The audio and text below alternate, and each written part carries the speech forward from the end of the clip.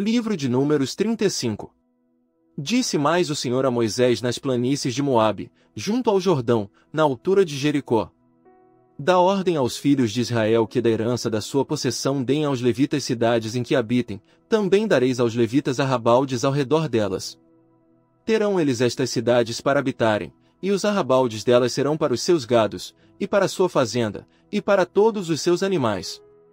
Os arrabaldes que dareis aos levitas se estenderão, do muro da cidade para fora, 1000 covados em redor. E fora da cidade medireis para o lado oriental 2000 covados, para o lado meridional 2000 covados, para o lado ocidental 2000 covados, e para o lado setentrional 2000 covados, e a cidade estará no meio. Isso terão por arrabaldes das cidades. Entre as cidades que dareis aos levitas haverá 6 cidades de refúgio, as quais dareis para que nelas se acolha o homicida, e além destas lhes dareis 42 cidades. Todas as cidades que dareis aos levitas serão 48, juntamente com os seus arrabaldes. Ora, no tocante às cidades que dareis da possessão dos filhos de Israel, da tribo que for grande tomareis muitas, e da que for pequena tomareis poucas, cada uma segundo a herança que receber dará as suas cidades aos levitas. Disse mais o Senhor a Moisés: Fala aos filhos de Israel, e dize-lhes: Quando passardes o Jordão para a terra de Canaã, escolhereis para vós cidades que vos sirvam de cidades de refúgio, para que se refugie ali o homicida que tiver matado alguém involuntariamente.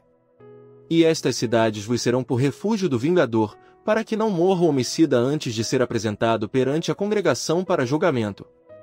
Serão 6 as cidades que haveis de dar por cidades de refúgio para vós.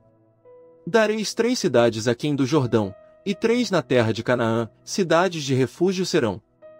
Estas 6 cidades serão por refúgio aos filhos de Israel, ao estrangeiro, e ao peregrino no meio deles, para que se refugie ali todo aquele que tiver matado alguém involuntariamente. Mas se alguém ferir a outrem com instrumento de ferro de modo que venha a morrer, homicida é, e o homicida será morto. Ou se o ferir com uma pedra na mão, que possa causar a morte, e ele morrer, homicida é, e o homicida será morto. Ou se o ferir com instrumento de pau na mão, que possa causar a morte, e ele morrer, homicida é, será morto o homicida. O vingador do sangue matará o homicida, ao encontrá-lo, o matará. Ou se alguém empurrar a outrem por ódio ou de emboscada lançar contra ele alguma coisa de modo que venha a morrer, ou por inimizade o ferir com a mão de modo que venha a morrer, será morto aquele que o feriu, homicida é. O vingador do sangue, ao encontrá-lo, o matará. Mas se o empurrar acidentalmente, sem inimizade, ou contra ele lançar algum instrumento, sem ser de emboscada, ou sobre ele atirar alguma pedra, não o vendo, e o ferir de modo que venha a morrer, sem que fosse seu inimigo nem procurasse o seu mal, então a congregação julgará entre aquele que feriu e o vingador do sangue, segundo estas leis. E a congregação livrará o homicida da mão do vingador do sangue, fazendo-o voltar à sua cidade de refúgio a que se acolhera, ali ficará ele morando até a morte do sumo sacerdote, que foi ungido com o óleo sagrado.